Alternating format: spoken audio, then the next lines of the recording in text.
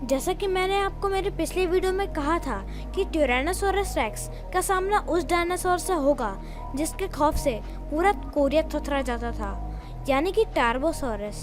ये देखना काफ़ी दिलचस्प होगा, जहाँ एक तरफ होगा डायनासोर का राजा, वहीं पर दूसरी तरफ होगा कोरिया का एंशिएंट राजा।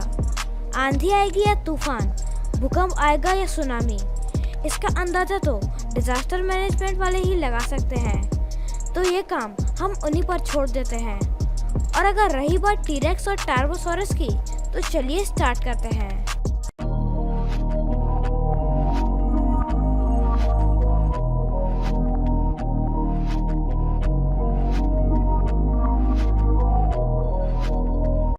पहले बात करते हैं टार्बोसॉरस की। यह आज से करीब 8 करोड़ साल पहले मिडिल क्रिटेशियस पीरियड में ऑलमोस्ट कोरिया के हर इलाके में पाए जाते थे। यह भी टीरेक्स की तरह मोस्टली झुंड में रहा करते थे। यह कभी भी छोटे डायनासोर्स को अपना शिकार नहीं बनाते थे, क्योंकि जहाँ पर ये एग्रेसिव नेचर के होते थे, वहीं पर अपनी फैमिली की तरफ ये उतने ही शांत और अच्छे स्वभाव के होते थे। इन खतरनाक शिकारी की हाइट हुआ करती थी 18 से 20 फीट यानी 4 से 5 मीटर, और लंबाई है 40 से 50 फीट यानी कि 12 से 15 मीटर, और वजन हुआ करता था लगभग 4 से 6 टन।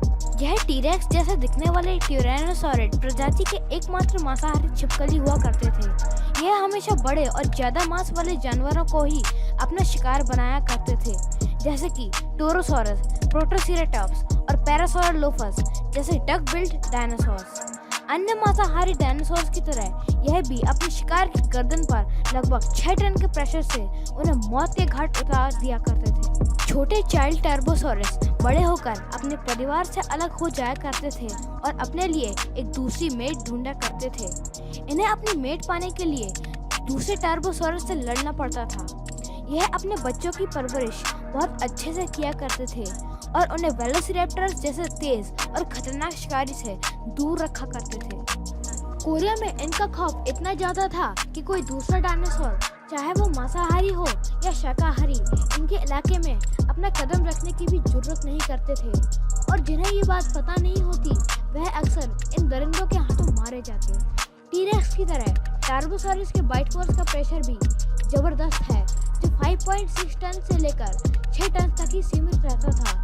भले ही ये टीरेक्स से थोड़ा कम है, लेकिन इनके काटने से कोई भी डायनासोर मौत के मुंह से नहीं बच पाता था। अब बात करते हैं टीरेक्स की। टीरेक्स आज से करीब 6 करोड़ साल पहले नॉर्थ एंड साउथ अमेरिका में पाए जाते थे। इसे किंग ऑफ डायनासोर्स शायद इसलिए कहते होंगे क्योंकि इसका बाइट फोर्स जमीन पर रहने वाले सभी मांसाहारी डायनासोर में से सबसे ज़्यादा है।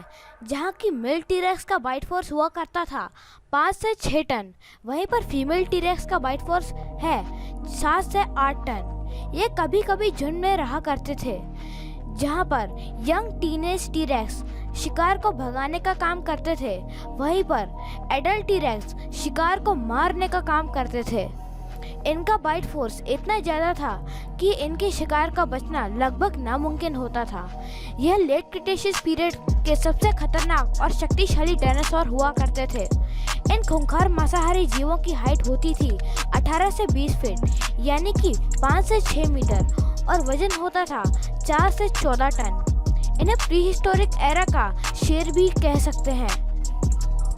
इनके इलाके में जो भी डायनासोर अपना कदम रखता था, उस जीव को वह मौत के घाट उतार दिया करते थे। अब बात करते हैं इन दोनों की फाइट की।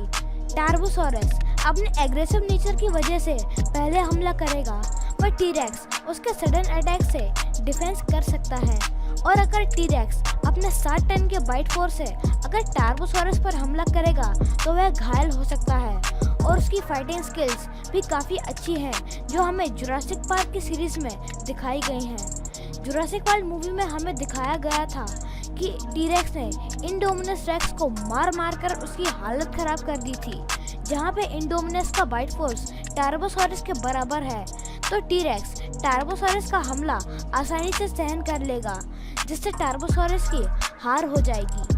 पर सबका ओपिनियन अलग होता है, तो आप अपना ओपिनियन कमेंट बॉक्स में लिख सकते हैं और अगर आपको ये वीडियो पसंद आया है तो वीडियो को लाइक कीजिए और अपने फ्रेंड्स एंड फैमिली मेम्बर्स के साथ शेयर कीजिए और चैनल को सब्सक्राइब करने के साथ साथ बेल आइकन को ऑल कर दीजिएगा। तो मिलते हैं